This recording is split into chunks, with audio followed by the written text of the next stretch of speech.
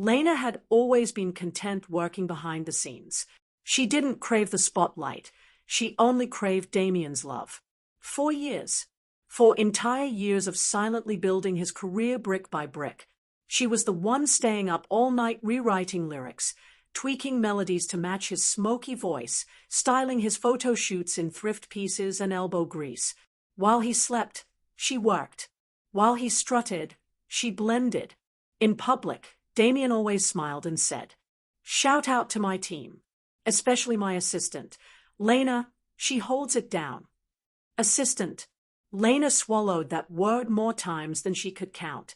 She told herself he didn't mean it, that he was trying to protect her privacy, that fame would crush them if people knew she was more than the help.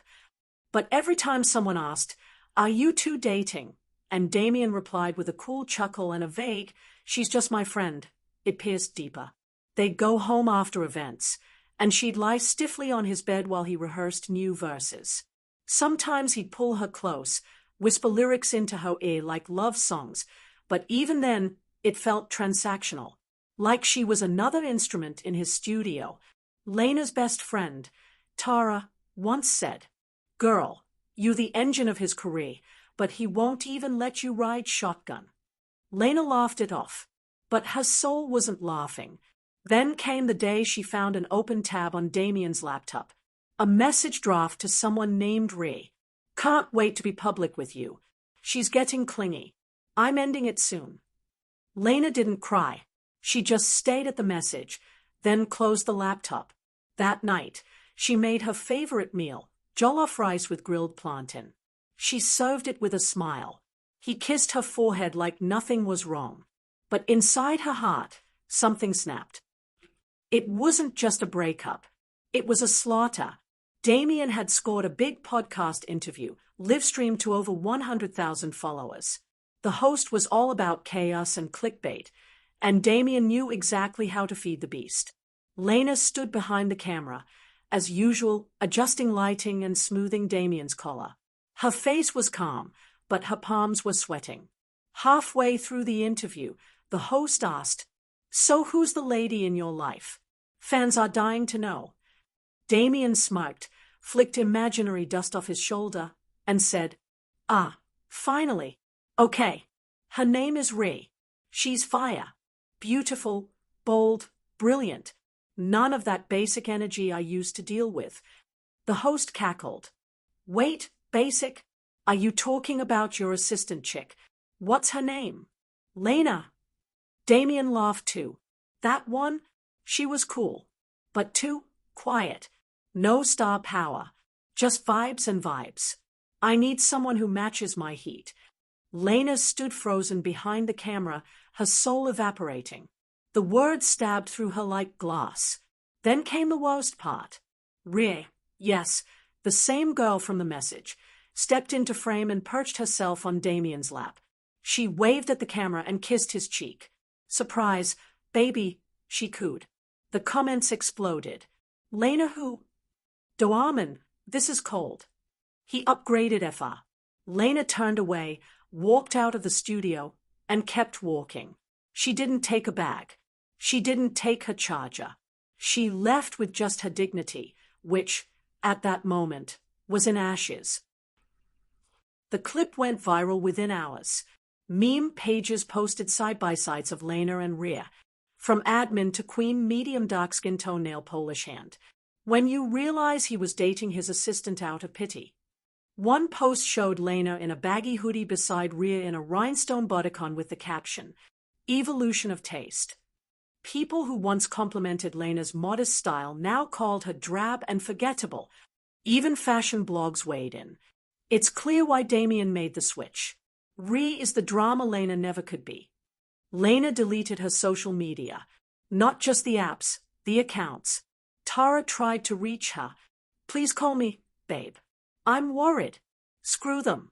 You were the one with substance." But Lena couldn't bear to hear her own name.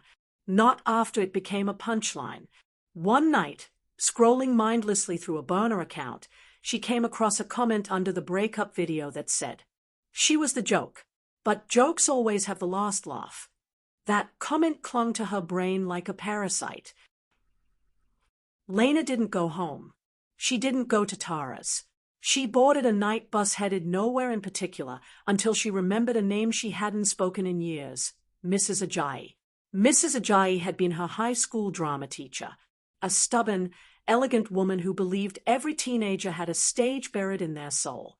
Lena hadn't acted in years. She gave it up when Damien said, "You're not really the stage type, babe. You're more support cast." But now, she had nothing to lose. She arrived at the old community theater at dawn. Paint chipped from the doorframe. The marquee sign read, "No upcoming shows." Inside, Mrs. Ajayi sat in the audience seats, sipping tea from a cracked mug. Her white afro was tied back, and she looked older, slower, but her eyes were still sharp.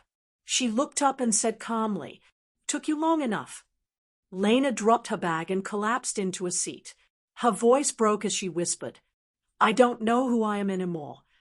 Mrs. Ajayi stood up and walked toward the dusty stage. "Then let's find out." Under the lights. The theater was cold.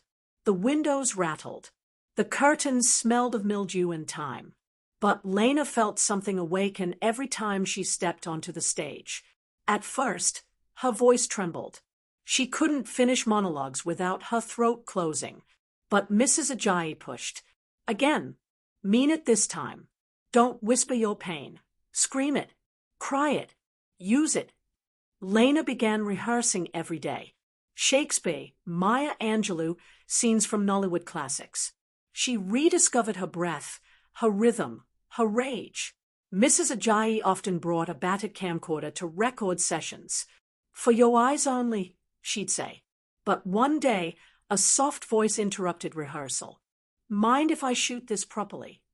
It was Zane, a young videographer who lived nearby. He had seen Lena practicing through the broken windows and was mesmerized. Mrs. Ajayi raised a brow. "And what makes you think she needs you?" Zane smiled. "She doesn't. But the world might."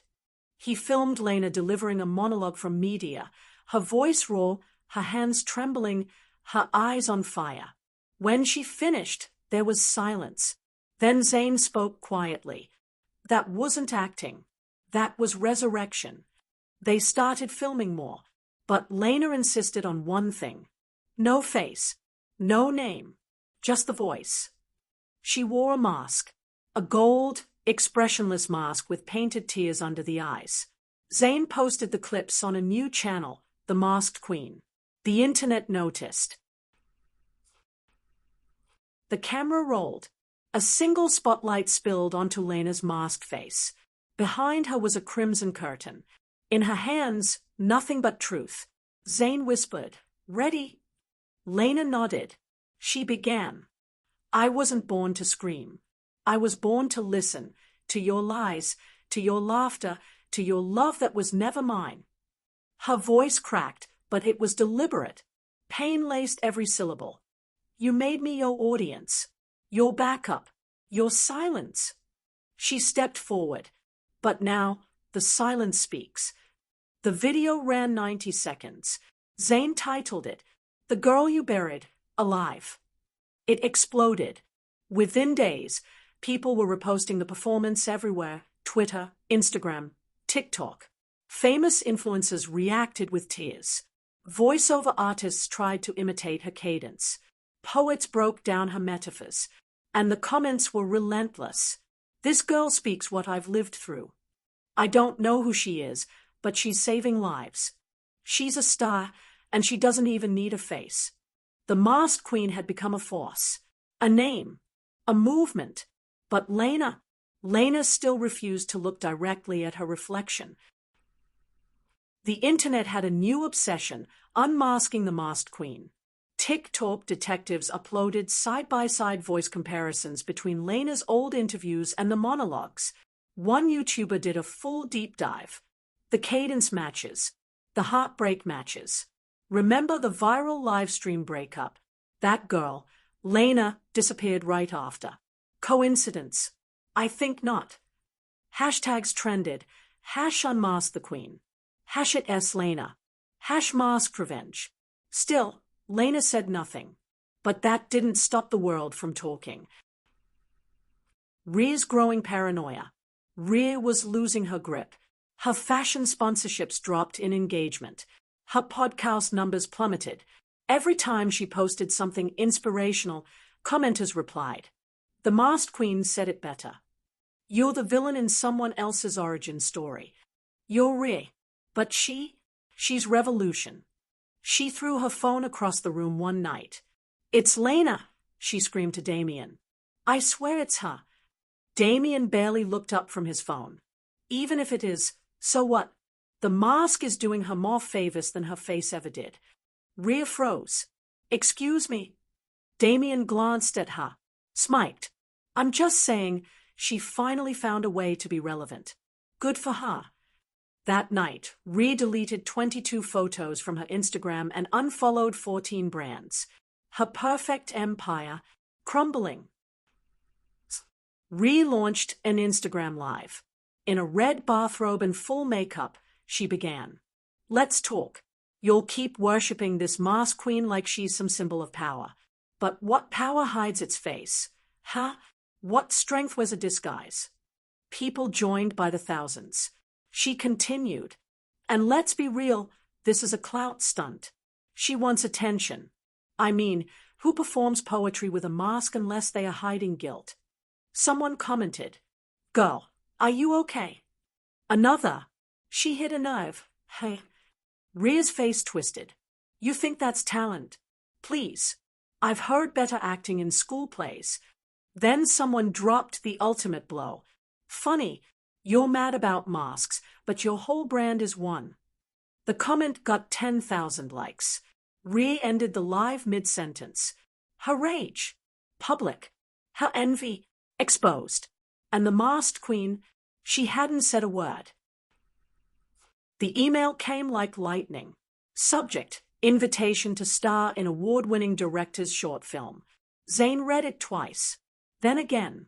He rushed to the theater, breathless. They want you, he gasped. Like, the real you, the Masked Queen. In a film. A big one. Can level. Lena stayed at the email. She didn't blink. She didn't smile. What did they say? She asked. Zane read aloud. We want the performer who speaks in shadows, who bleeds between verses. We want her voice, her movement, her magic, her identity. Irrelevant. Let her choose a name. We'll honor it. Lena looked down, and then she whispered, Nova Lennox. Zane blinked. What? That's my name now. The one who rose from ashes deserves a new skin. Birth of Nova Lennox. Nao designed the look. An outfit made of stars, literally. A cloak adorned with constellations. Jewelry shaped like phoenix wings. A mask, half gold, half mirrored, so the world saw their own reflection when they looked at her. The director's teaser featured a single shot. Nova Lennox walking through fire, untouched, voiceover playing. You don't bury a star. You dim it. But stars always find a way back to the sky. People lost their minds. Nova Lennox is the rebirth of performance art. Her words gave me goosebumps in languages I don't even speak. This is more than art. This is healing. And yet, no one still knew who she really was. Just how Lena liked it. The invitation read, Inferno, the film premiere. Dress code, power. Nova Lennox would walk the runway at the premiere event. The director gave her full control. So Lena designed the look. Each insult ever thrown at her, basic, boring, assistant, forgettable, was hand-stitched into a couture cape. A tailor embroidered them with silver thread. The cape itself was royal purple, lined with velvet. Nao called it the crown of every word they used to break you. Underneath, Lena wore black, elegant, simple, devastating. Her shoes were wrapped in silk that read, stepping on what tried to crush me. When she emerged from the car, cameras flashed so wildly the streets pulsed. Photographers gasped. Who is she? That's Nova Lennox. That's art in motion. but some in the crowd recognized the walk, the shoulders, the aura. One reporter whispered, "Wait, is that Lena?" She didn't stop walking. Inside, the applause began before the film even rolled. Online impact. Fashion magazines ran headlines. Insult turned icon. Nova Lennox's cape of vengeance stuns at premiere. From joke to juggernaut, the evolution of the masked queen. And Damien. He watched the teaser at home, lips tight, jaw clenched. She stood behind him, trembling. "It's her," she muttered. "It's Lena." Damien only said, "She played the long game. And we gave her all the weapons." How now? Lena no longer needed the stage. They built one around her. Emails poured in. Publishers, streaming platforms, theater houses, brands. But she wasn't interested in renting her voice. She wanted to build something lasting. So she called a meeting. In the old community theater, surrounded by broken spotlights and dust, sat Lena, Zane, and Mrs. Ajayi. Lena spoke first. "I want to create something that outlives me. A home for quiet voices with loud hearts." Mrs. Ajayi smiled gently. "A stage that doesn't choose who gets seen." Zane nodded. "A digital theater." And just like that, Stageborn was born. A free online platform for young creators, actors, poets, writers, dancers, to upload monologues and receive feedback. No auditions. No followers needed. Just heart. The launch. They filmed a video of Lena standing on the original cracked stage, speaking directly to camera. You don't need permission to be powerful. You just need a place to begin. This is yours. The site launched with 10 artists. Within a week, 10,000 users. By the end of the month, Stageborn trended globally. Even Beyoncé's foundation reposted it. Lena didn't cry, but she did sit in silence that night, staring at the old curtains as they billowed. Mrs. Ajayi walked past and said, "This is better than revenge." And Lena whispered, "It's legacy." Zane had been compiling footage for months, recording monologues, Lena's voiceovers, Ria's livestream breakdowns, Damien's interviews, and every viral moment in between. He called the film "The Joke That Became a Legend." The teaser began with grainy clips of Lena standing silently behind Damien at red carpets, blending into the background. Then it cut to her monologue in the mirrored dress. A voiceover whispered, "They forgot her until she made the world remember." The full documentary premiered on YouTube. In less than 12 hours, it hit 1 million views, then 5 million, then 10. Internet impact. TikTokers reacted in tears. Teachers showed it in classrooms. Teenagers from low-income towns created videos saying, "Because of Lena, I auditioned. Because of Stageborn, I shared my poem." People used the documentary's audio to share their glow-up stories. The phrase "from joke to legend" became a hashtag with over 2 billion views. And Lena, she stayed mostly quiet, letting the movement speak for itself. But on the 1-week anniversary, she posted one sentence: "Thank you for letting the ghost take center stage." The internet remembered. Clips of Damien saying "she's just my assistant" resurfaced. Threads dissected his behavior. People unearthed years of interviews where he minimized Lena's contributions, even in clips with her blurred in the background. Now the world saw her clearly. The Reckoning. A podcast host revisited the breakup stream. "We thought it was entertainment. We laughed. But we watched a woman be discarded and humiliated. And we called it content. That's on us." Comment sections were filled with confessions. "I used to think she was boring. I didn't see her. I see her now. We owe her an apology. She turned our mockery into a masterpiece." Damien tried damage control. He posted a long notes app apology. "I didn't realize how much I hurt her. She deserved better. I'm learning. Please be kind to each other." The comments weren't kind. "We've already chosen our star. And it's not you." You didn't build her. You just gave her bricks to build herself. His brand deals faded. His tour was cancelled. His streams plummeted. One meme said, "This is what happens when you break a girl who knows how to build." It started as a tweet. A fan posted, "We're in a renaissance when someone reinvents themselves after being underestimated." It went viral. Soon, the time had its own definition on Urban Dictionary. Merchandise followed. T-shirts, hoodies, mugs. Welcome to the Renaissance. From joke to genius. Quiet, focused, unstoppable.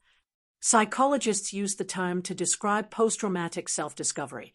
Journalists asked, is this the most powerful digital reinvention of the decade? In schools, teachers created assignments. Write your own Renaissance story. It was no longer just about Lena. It was about every girl who was told she was too quiet. Every boy called background noise. Every artist told they weren't marketable. Stageborn's sign-up list tripled. Lena's face appeared on Time's People Who Changed Culture cover. And through it all, she stayed grounded, working from the same theater, sipping tea with Mrs. Ajayi, capturing stories with Zane. Because the star didn't rise to escape the ground. She rose to lift others. It was the grand reopening of the refurbished community theater. Months of donations, grants, and love had transformed it into a glowing sanctuary, red velvet seats, gleaming spotlights, gold-stitched curtains. The premiere show, a stage production called The Phoenix Script, a play based loosely on Lena's story, written by a 17-year-old girl from Joe's who uploaded her script to Stageborn. Lena wasn't acting in it. She was sitting front row. As the curtains rose and a young masked actress took the stage, Lena squeezed Mrs. Ajayi's hand. The final scene of the play ended with a spotlight, a mask dropped, and the line, "I don't shine because they see me. I shine because I finally see myself." The crowd rose. A thunderous standing ovation. Someone handed Lena a mic. She stood, walked slowly onto the stage, this time not for vengeance, not for validation, but for closure. She faced the audience, eyes glistening. "Years ago, I was told I didn't have star power. But stars don't need permission to exist. They just burn." She turned to the cast, young, diverse, trembling with hope. "Let this be your curtain call, and your beginning." Final scene. As she walked backstage, she passed a mirror. She paused. This time, she looked. No mask, no costume, just Lena. And she smiled, not because the world finally saw her, but because she finally saw herself. The end.